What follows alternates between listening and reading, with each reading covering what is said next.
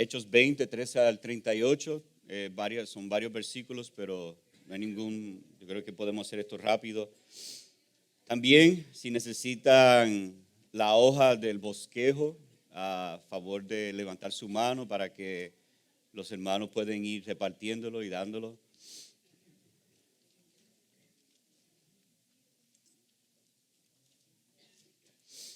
He titulado este sermón El poder de un testimonio fiel.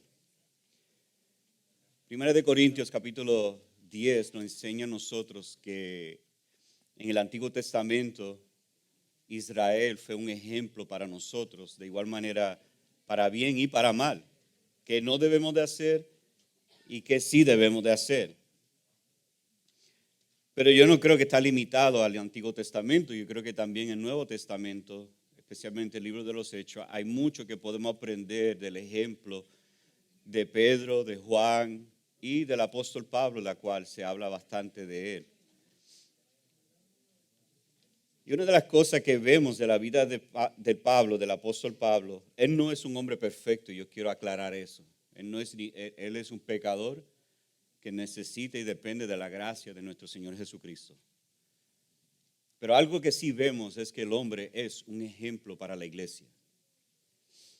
Y dentro de ese ejemplo, una de las cosas que sobresale es que él no tenía ningún remordimiento como apóstol, como cristiano, como uno que era un ejemplo. De hecho, en Primera de Corintios, capítulo 11, versículo 1, él dice lo siguiente, y uno piensa esto como algo atrevido, pero no lo es porque él no tiene ningún remordimiento de su vida. Él dice, sígueme a mí mientras yo sigo a Cristo.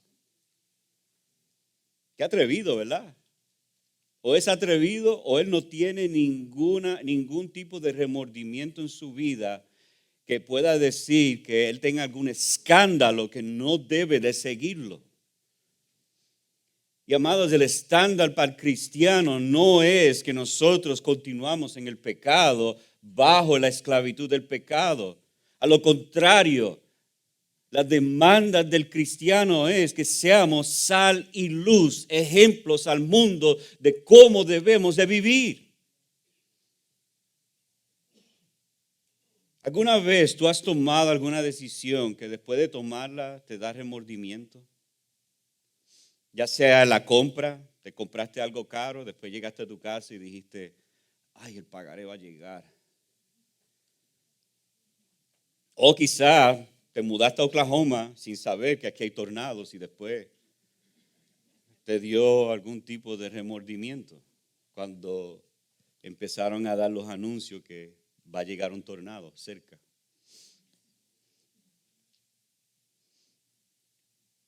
Nuestras decisiones tienen consecuencias, para bien o para mal. Por eso es necesario vivir una vida en la voluntad de Dios y ser fiel donde el Señor nos ha ubicado. El lugar más seguro para el cristiano es dentro de su voluntad. No hay lugar más seguro que estar en la voluntad del Señor. Y aquí vamos a ver un testimonio fiel de un hombre que dependió de la gracia de Dios y fue impulsado por el Espíritu Santo a vivir una manera que no tenía a él ningún tipo de remordimiento.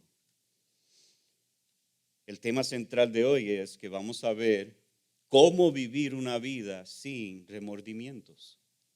Y para los que hablan inglés y quizás están escuchando esta palabra remordimiento y están, ¿qué está diciendo él? Eso suena griego para mí. Y no están escuchando la traducción en inglés. La palabra remordimiento en inglés es regrets. Es vivir una vida, es to live a life without regrets. Es vivir una vida sin ningún tipo de remordimiento.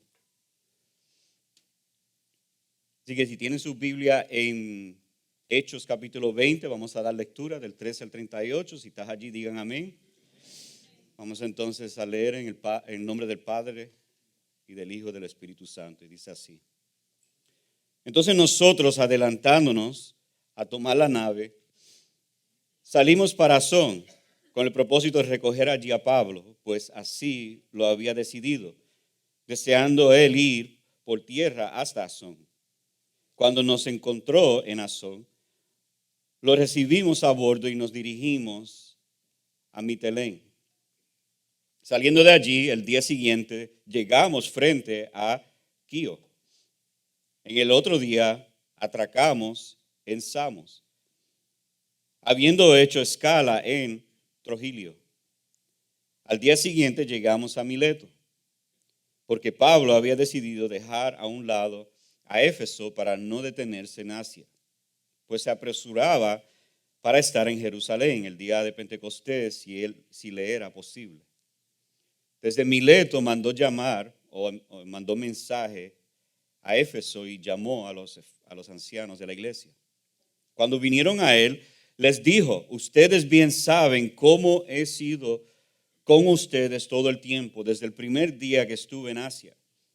He servido al Señor con toda humildad, con lágrimas y con pruebas que vinieron sobre mí por causa de las intrigas de los judíos. Bien saben cómo no rehuí declararles a ustedes nada que fuera útil y de enseñarles públicamente y de casa en casa, testificando solemnemente tanto a judíos como a griegos del arrepentimiento para con Dios y de la fe en nuestro Señor Jesucristo. Ahora yo, atado en espíritu, voy a Jerusalén sin saber lo que allá me sucederá, salvo que el Espíritu Santo solemnemente me da testimonio en cada ciudad diciendo que me esperan cadenas y aflicciones. Pero en ninguna manera estimo mi vida como valiosa para mí mismo, a fin de poder terminar mi carrera en el ministerio que recibí del Señor Jesús para dar testimonio solemnemente del Evangelio de la gracia de Dios. Y ahora yo sé que ninguno de ustedes entre quienes anduve predicando el reino volverá a ver mi rostro. Por lo tanto, les doy testimonio en este día que soy inocente de la sangre de todos, pues no rehuí declararles todo el propósito de Dios. Tengan cuidado de sí mismos y de toda la congregación en medio de la cual el Espíritu Santo les ha hecho obispos para pastorear la iglesia de Dios, la cual Él compró con su propia sangre. Sé que después de mi partida vendrán lobos feroces entre ustedes que no perdonarán el rebaño. También de entre ustedes mismos se levantarán algunos hablando cosas perversas para arrastrar a los discípulos tras ellos. Por tanto, estén alerta, recordando que por 3 años de noche y de día no cesé de amonestar a cada uno con lágrimas.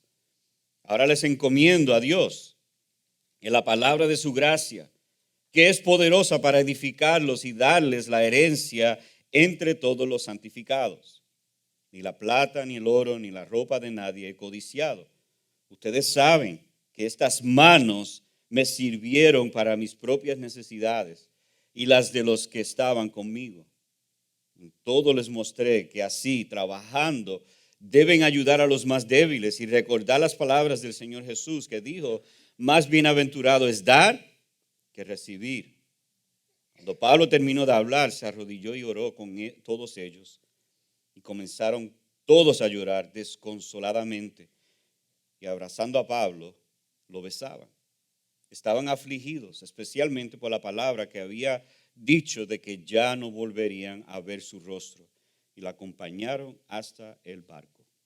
Oremos. Señor, en este día te rogamos que tu Espíritu Santo, tanto como ató a Pablo a hacer su voluntad, te rogamos que hoy seamos atados a escuchar tu palabra y poder entender y poder aplicar.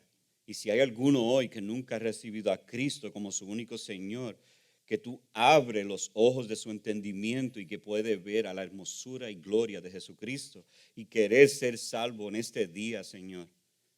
Oh, te lo suplicamos, Señor, que tú salves a algunos.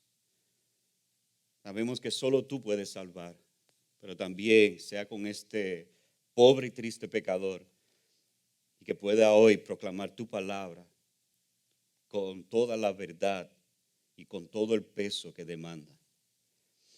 Así que glorifícate hoy, Señor. Te lo pedimos en el precioso nombre de Jesús. Amén. ¿Qué vamos a ver en este día? Vamos a ver 3 puntos. Vamos a ver el fiel testimonio de preparar líderes. Vamos a ver el fiel testimonio de su trabajo en Éfeso. Y me estoy refiriendo a Pablo. Y el fiel testimonio de comisionar a los ancianos. Primer encabezado que vemos es el fiel testimonio de preparar líderes. Versículos 13 al 17. Aquí en estos versículos Pablo da testimonio de su trabajo en desarrollar ancianos y pastores. Estar sin remordimientos, nosotros, y si quieren escribir eso, yo creo que les haría bien. Estar sin remordimientos, tenemos que invertir en otras personas. Como ustedes pueden ver en el mapa, Pablo estuvo en Troas, anduvo hasta Asón. Perdona que está en inglés o mal escrito en español. Eso no es mi culpa. Sí, está bien escrito, perdóname. Él caminó desde Troas a Asón, allí se encontró con otros discípulos, específicamente Lucas, y de allí él llegó hasta Mileto, donde mandó a llamar a los pastores o ancianos de Éfeso. Ahora, él quería avanzar, él quería llegar lo más rápido posible. Si ustedes se acuerdan, la semana pasada nosotros vimos que Pablo empezó a salir de Éfeso, dio la vuelta a Macedonia, llegó hasta Acaya, luego subió otra vez de Macedonia y llegó hasta Troas. Y allí él predicó, tuvo un servicio con los hermanos, ahí se murió un muchacho, él lo resucitó. Y parece que Pablo le gusta predicar y predicó por casi 8 o 10 horas en ese lugar. Imagínate, después de resucitar a alguien, yo creo que ahí le dio un impulso a seguir predicando. Y después de allí, él se fue, salió. Dentro de todo ese viaje que él llegó, si ustedes pueden ver desde Éfeso, él dio casi un círculo, pero nunca tocó pie otra vez en Éfeso, porque él sabía que si llegaba allí, posiblemente no iba a salir a Jerusalén, porque allí tenía ese amor por esa iglesia y posiblemente la iglesia lo iba a atar a estar en Éfeso. Él decidió encontrarse en Mileto con los ancianos de la iglesia. Y algo que me llama la atención es el hecho de que Pablo desarrolló otros hombres, estos ancianos que estaban en la iglesia de Éfeso. No sabemos cuánto. Puede ser los 7 que con quien él estuvo y más. Pero por lo menos sabemos que hubo 7 que él desarrolló. Y posiblemente hubo más. Yo creo que hubo más. Así que Pablo avanza rápido porque él quiere llegar a Jerusalén. Pero él tenía este deseo de ver a los ancianos. Y en vez de ir a Éfeso, los manda a llamar a Mileto. Ellos llegan a Mileto, que está cerquita, está a menos de un día de caminar. Y ellos llegaron rápido también a este lugar.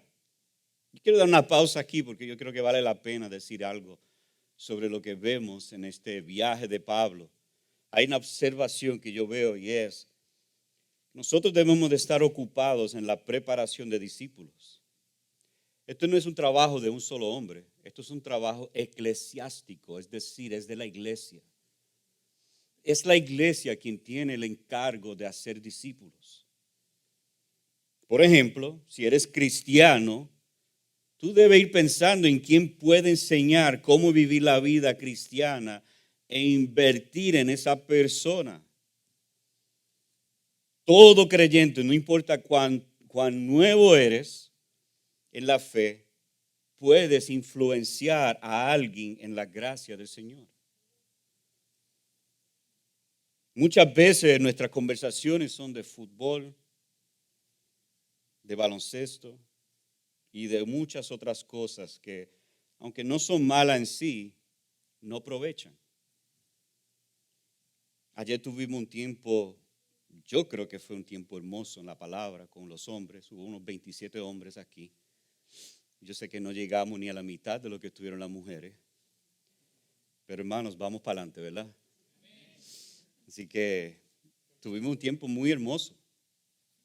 Y después de hablar del amor, y déjame decirle, yo tuve que explicar porque cuando dije la palabra amor, los hombres me miraron con esa cara que era obvio que tenían algo que decirme.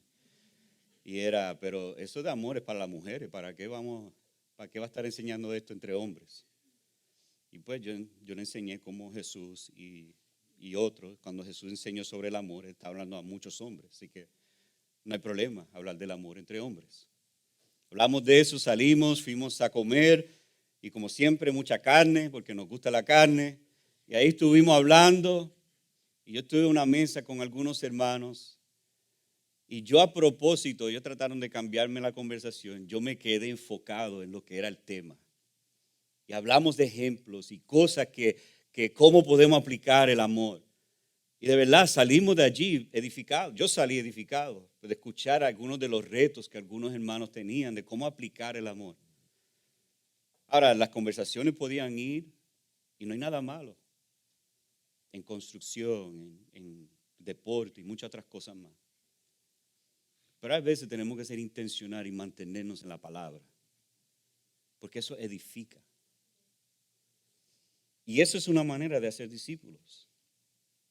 Debemos aprovechar cada oportunidad y hacer como Pablo dijo en Romanos 1:13, de obtener algún fruto entre ustedes. ¿Cómo lo hacemos?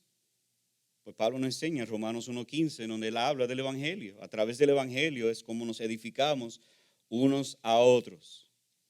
Así que vamos a edificarnos unos a otros en el Evangelio. Ahora vemos a Pablo que él, de estar con estos ancianos, ahora él quiere hablarle a ellos, él quiere dar un discurso a ellos, él va a abrir su corazón a ellos sobre lo que le va a pasar y las cosas que él había hecho. Vemos el pasado, el presente y el posible futuro de la vida del apóstol Pablo. Lo primero que vemos es el testimonio de un trabajo fiel. En estos versículos, como dije, Pablo derrama su corazón.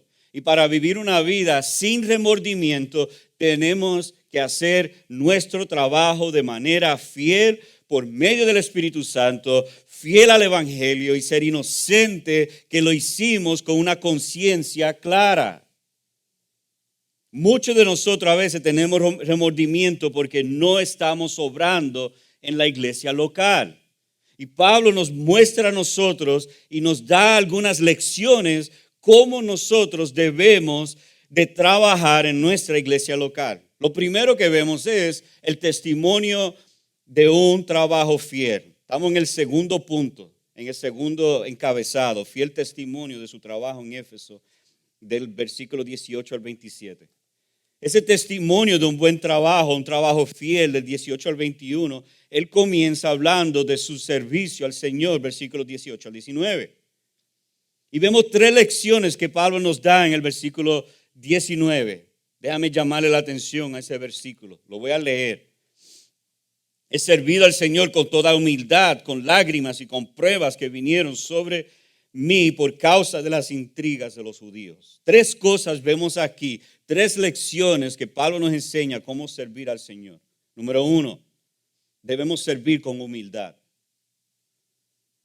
Amados, esto no se trata de nosotros, se trata de la gloria de Cristo. Entonces, si queremos vivir una vida sin ningún tipo de remordimiento, debemos servir con humildad. De hecho, el corazón de Jesucristo se resume como manso y humilde, y así debe ser nuestro corazón. Debemos servir con lágrimas. Y no estoy hablando de que cuando limpia los baños y después todo el olor le empieza a dar lágrimas. No estoy hablando de eso. Estoy hablando de que nos debe dar tristeza, nos debe doler el pecado de otros. ¿A ti te duele el pecado especialmente aquellos que no están viniendo a la iglesia? Te duele profundamente.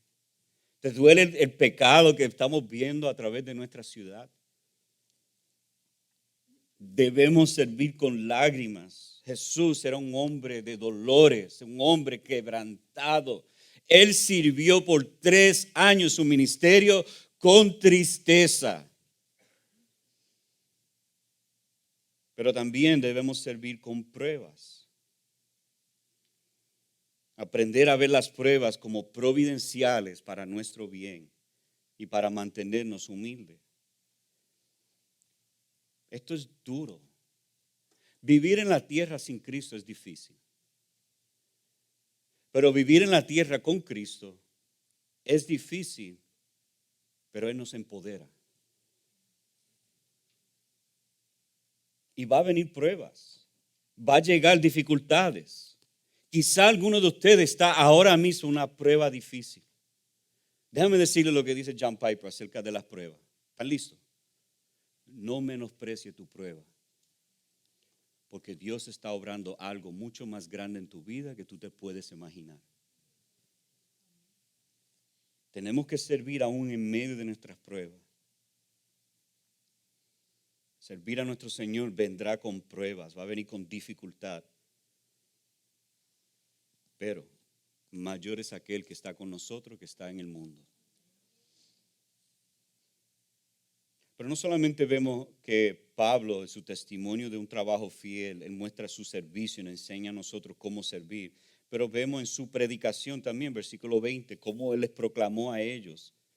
De hecho, él dice aquí, este texto es un poco difícil de entender, pero permítame tratar de explicarlo. Ustedes bien saben cómo no rehuí declararles a ustedes nada que fuera inútil. Ahora, esto se conoce como un doble negativo. Si ustedes saben de la gramática, un doble negativo, bueno, aún de matemática. ¿Qué pasa cuando tú tienes 2 negativos? Un positivo. So, quitamos los no y veremos lo positivo. Y es que Pablo les predicó y declaró todo lo que era útil para ellos. Todo lo que era de provecho para ellos. Él no dejó nada al lado. Él les predicó todo el consejo de Dios que era útil, que le iba a servir en sus vidas. Él les predicó de manera pública y también les predicó en privado, de casa en casa. Este hombre trabajó. Déjame preguntarle algo. ¿Estamos poniéndole restricciones en proclamar a Cristo a otros que lo necesitan? Hermano, yo estoy poniendo mis manos en el bolsillo porque el frío me está dando en la cara y en mis manos. Y ya mismo me va a dar algo, yo creo. A veces no queremos ofender a nadie con el mensaje de la cruz. Y amados, la verdad es que el mensaje de la cruz ofende. ¿Vamos a restringirnos por causa de otros? ¿Estamos poniendo restricciones a nosotros mismos en proclamar a Cristo? ¿Creemos que podemos hacer las cosas sin la ayuda de Cristo? ¿Cuándo fue la última vez que le hablaste a alguien de Cristo y te diste miedo? Espérate, si yo le hablo, se va a ofender, así que mejor le hablo de otra cosa para que no se ofenda al hablarle de Cristo. Mira, déjame decirte algo. Si tú eres un creyente, tu vida ofende a otros. Ya están ofendidos. Pues dale una doble porción de ofensa con el evangelio. Dáselo. ¿Quién sabe? Quizá en ese momento Dios les va a dar convicción en su corazón y los trae a Cristo. O puede ser que pierdas amistad. Pero tú quieres vivir con remordimiento. Tú quieres vivir con la posibilidad. Y si esa persona muere sin Cristo y tú tienes esa sangre en tus manos porque nunca le hablaste del evangelio, tú quieres estar ante el trono de la gracia y decirle a Dios: Señor, es que yo tenía miedo a hablarle de Cristo porque se iba a ofender. ¿Tú quieres eso en tus manos? Pablo sabía las consecuencias. De hecho, él dijo: yo estoy libre, más tarde, estoy libre de la sangre de todos. Soy inocente. Yo les hablé a ustedes todo el consejo de Dios. Amados, vamos a ser una iglesia que no tenga miedo de proclamar a Cristo. Y no solamente eso, Pablo en su evangelismo, versículo 21, no discriminaba. Él predicó a judíos y griegos, a todos les testificó solemnemente, como dice Hechos 1:8, que él tenía que hacer. Esta palabra, ¿no?, en el original, como raíz, tiene la palabra mártir, de testificar. Pero tiene algo de solemne, una solemnidad de su testificar, una reverencia, un cuidado en hacerlo. Pablo tenía mucho cuidado de proclamar a Cristo y el mensaje de la cruz a otros. Él quería asegurar que el mensaje que él estaba hablando con su boca caía exactamente lo que dice la palabra de Dios. Debemos de ser expertos en la palabra del Señor. Debemos ser expertos en el Evangelio. Muchos de nosotros somos expertos en muchas otras cosas. Le habla de fútbol, te pueden decir los nombres. Yo todavía no sé, yo sé 2 nombres de futbolistas. Eso es todo lo que yo sé. Yo estoy seguro que muchos de ustedes que les gustan el fútbol me están juzgando ahora mismo. Está bien, pero tú sabes el Evangelio. Tú sabes el Evangelio. Tú puedes ahora mismo, si alguien te despierta del medio de dormir y te dice, te pone una pistola en la cara y dice, dime el Evangelio. Tú puedes proclamarlo sin ningún miedo y hacerlo con toda convicción en tu corazón. Así debemos de estar nosotros. Así de listo para hablar de Cristo y la cruz, el cual es el único medio que nos salvará. Pablo da la única respuesta aceptable a Dios para ser salvo.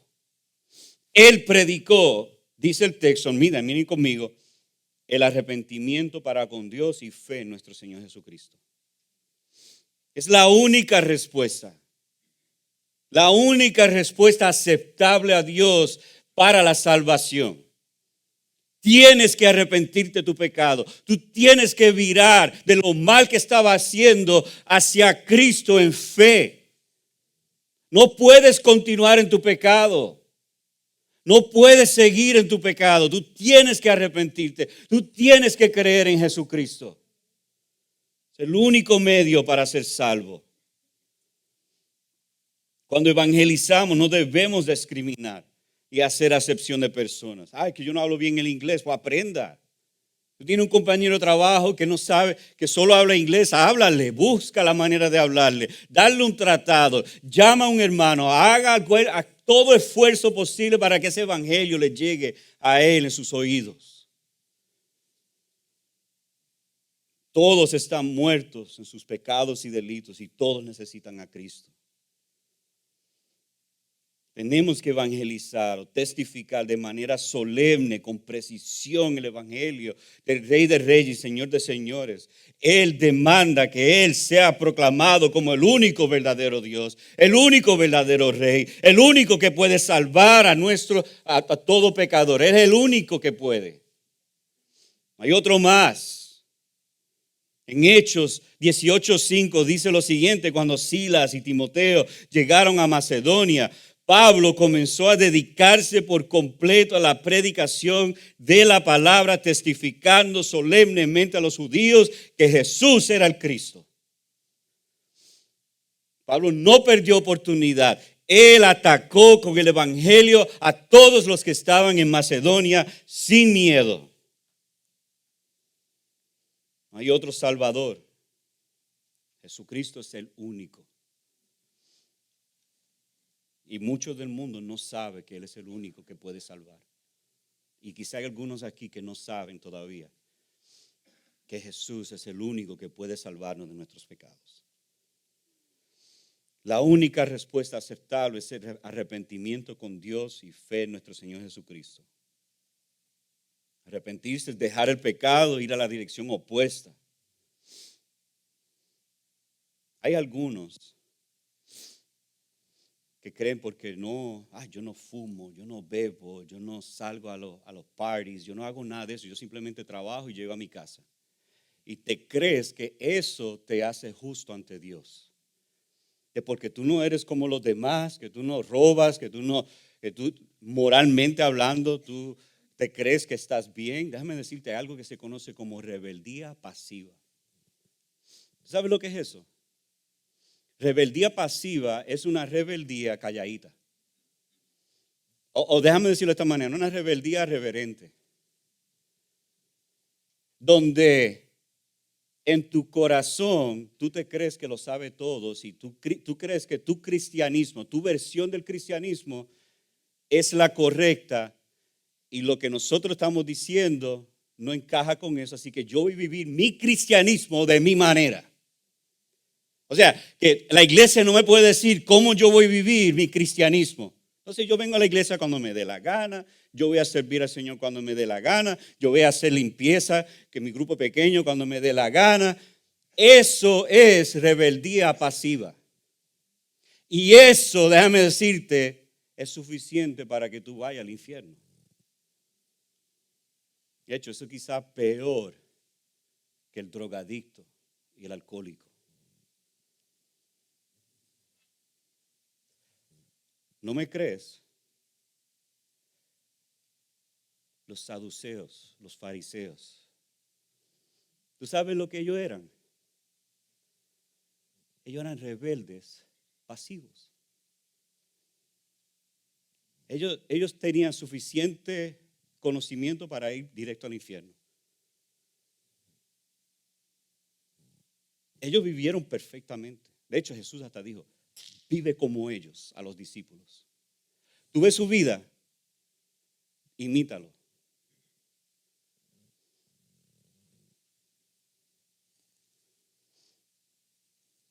Pero su vida y su corazón, por su corazón mejor dicho, ellos eran unos rebeldes pasivos. Y si tú eres un rebelde pasivo, déjame decirte, tú tienes que arrepentirte de ese pecado y tienes que poner tu fe en Cristo Jesús y servir y seguirlo a Él y más nadie. Deja tu rebeldía pasiva, arrepiéntete de ese pecado y enamórate de Cristo Jesús, el único que te puede salvar.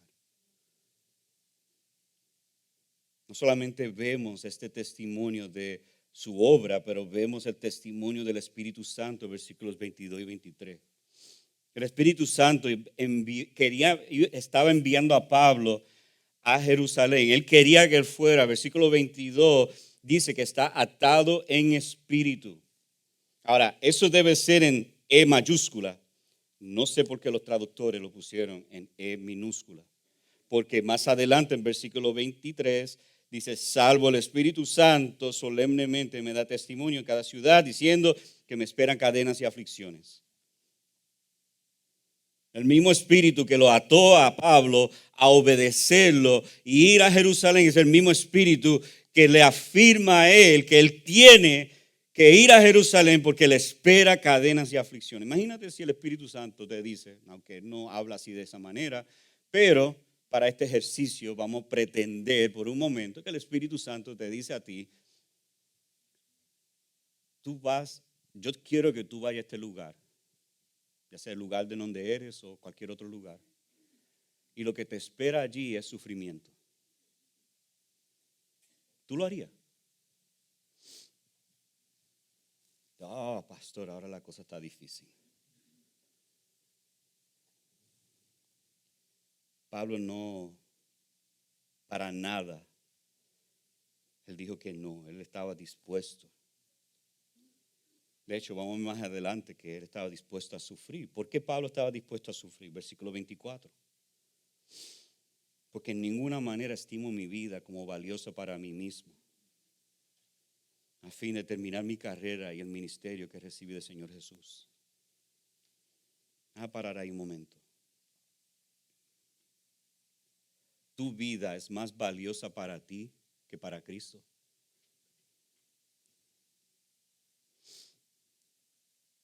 Es triste escuchar cristianos teniéndole miedo a la muerte.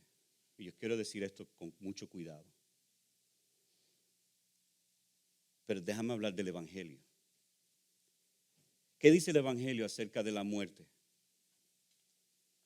Para los que creen en Cristo, ¿qué dice? Ya no hay muerte para nosotros. Ya estamos en Cristo. El cristiano debe anhelar estar con Él. Ayer yo le dije a los hombres, yo llevo 30 años como creyente. Y no tomen esto de alguna manera rara, hermanos. Pero este es mi corazón que estoy abriendo.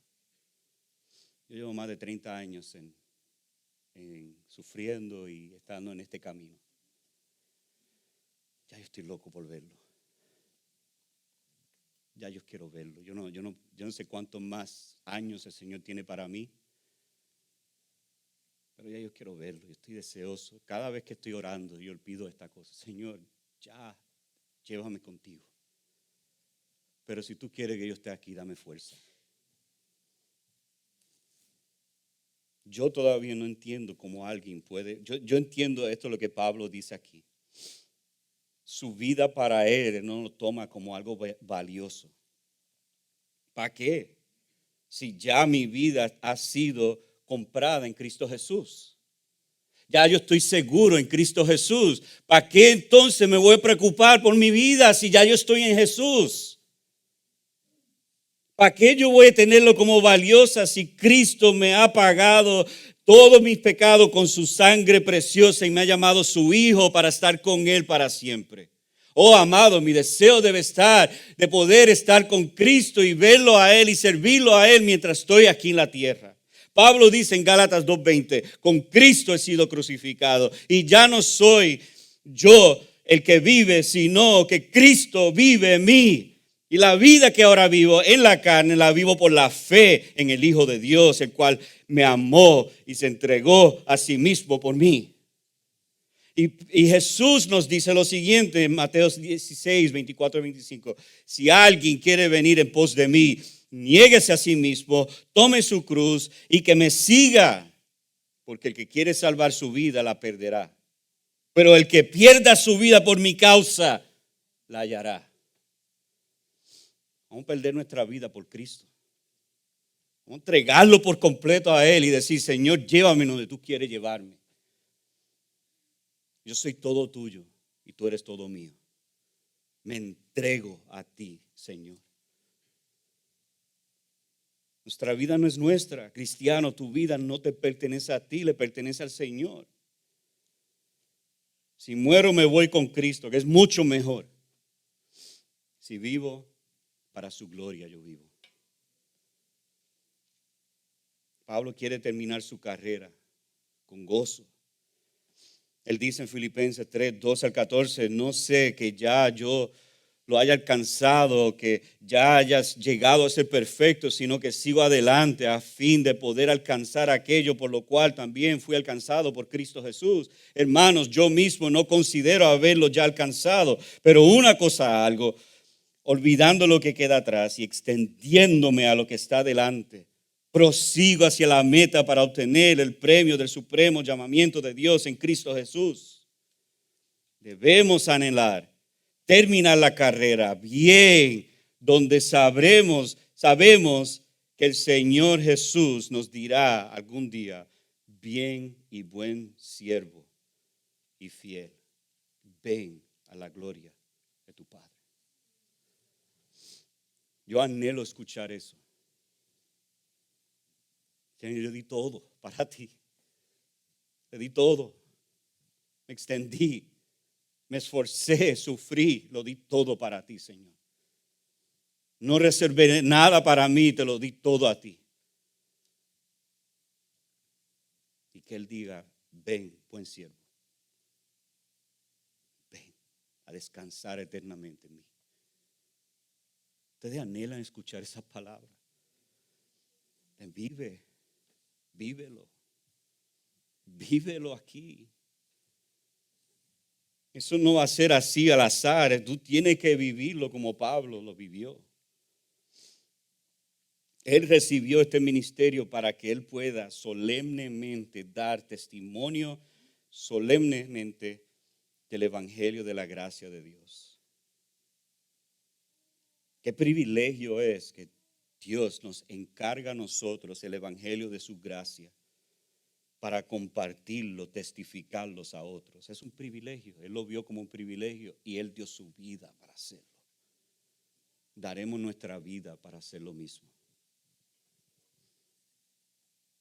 Pablo habla del testimonio de su inocencia, versículo 27 al 25-27.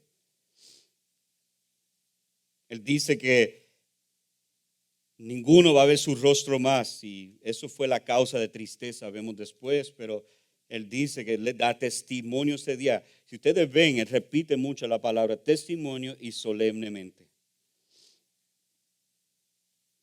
Dice, soy inocente de la sangre de todos, pues no rehuí declararles todo el propósito de Dios.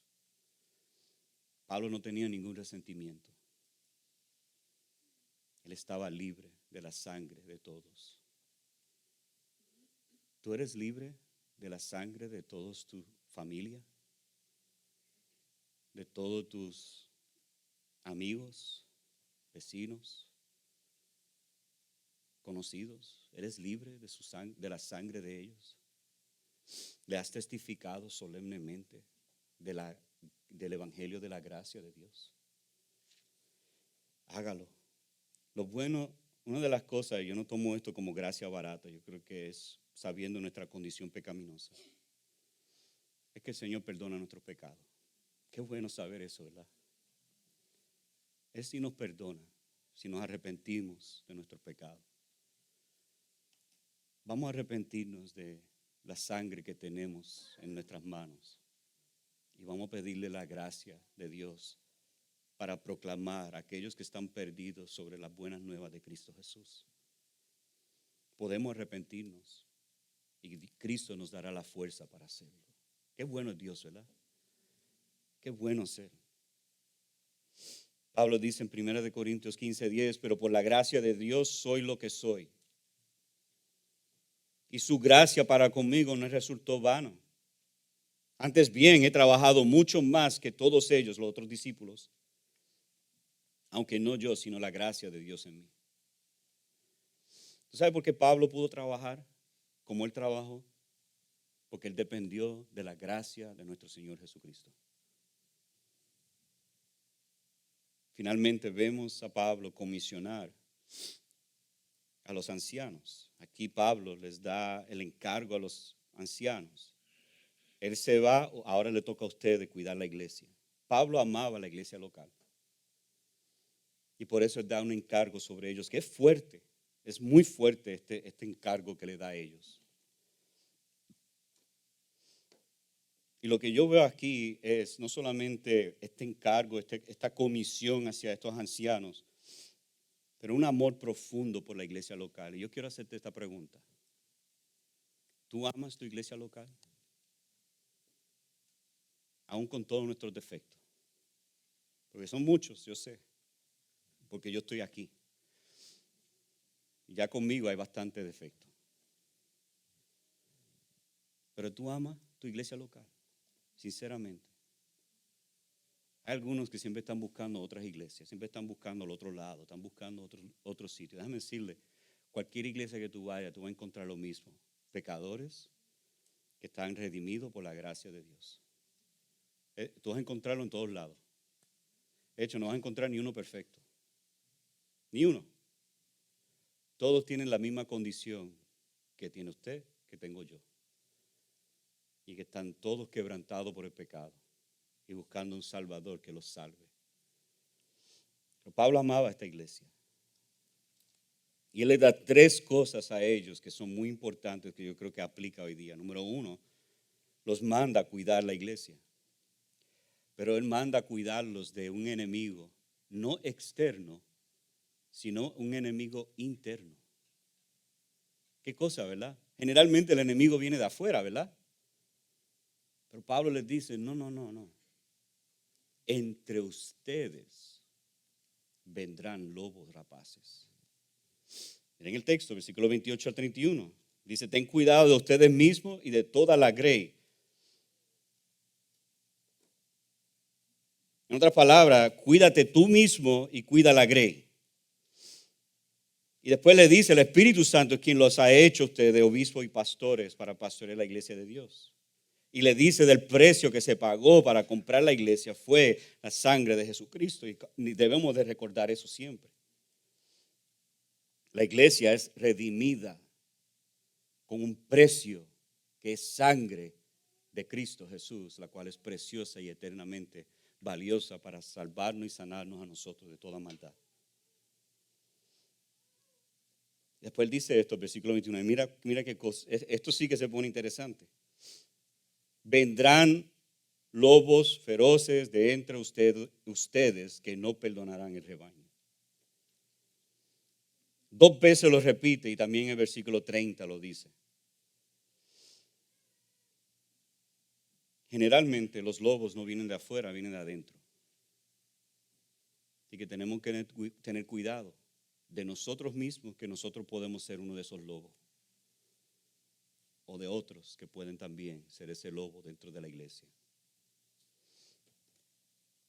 Igualmente yo pido a Dios que me cuide diariamente. Yo he visto, ya yo estoy honestamente cansado, agotado de tener que orar con pastores que han caído en pecado. Es la cruz que me tocó a mí. Año pasado yo tuve que orar y estar con más de 5 pastores hispanos que eran lobos rapaces dentro de su iglesia. Fallaron su congregación. Y al día de hoy no se han arrepentido, salvo uno.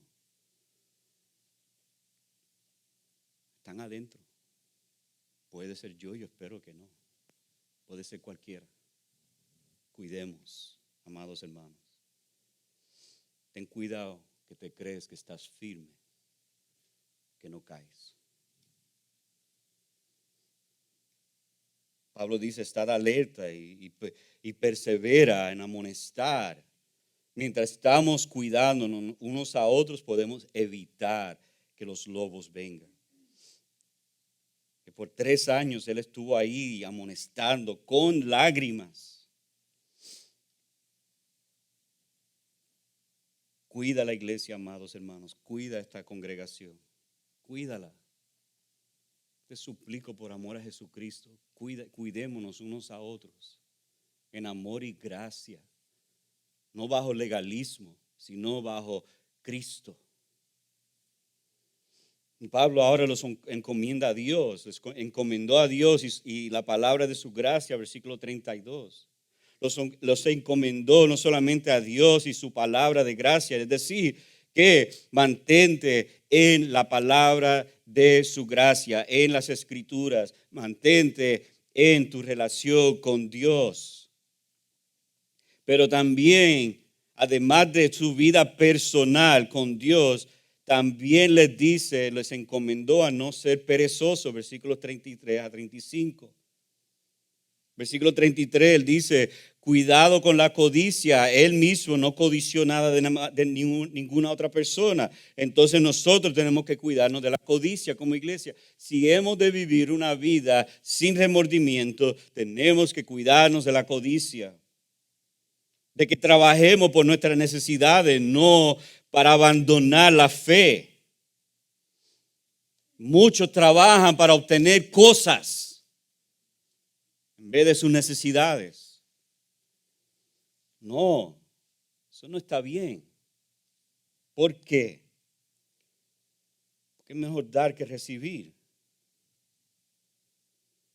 Aprende a dar más de lo que recibes.